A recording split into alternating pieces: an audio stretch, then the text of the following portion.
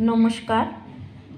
আপনার ভাগ্য যখন শুয়ে পড়েছে, আপনার ভাগ্য এতটাই খারাপ হয়ে যাচ্ছে যে যে কাজে যাচ্ছেন সে কাজে বিফল মনোরথ নিয়ে বাড়ি ফিরে আসছেন। অর্থনৈতিক, শারীরিক, মানসিক কোনো কিছুই আপনার সঙ্গে ভাগ্য সাথ দিচ্ছে না। এরকম অবস্থায় আপনাকে একটা ফলপ্রসূ উপায় বলে দিচ্ছি, আপনি এটা বিশ্বাস করে করুন। দেখবেন যেদিন থেকে করবেন সেদিন থেকেই আপনার সব কিছু ভাগ্যের তালাচাবি আপনার হাতেই চলে আসবে।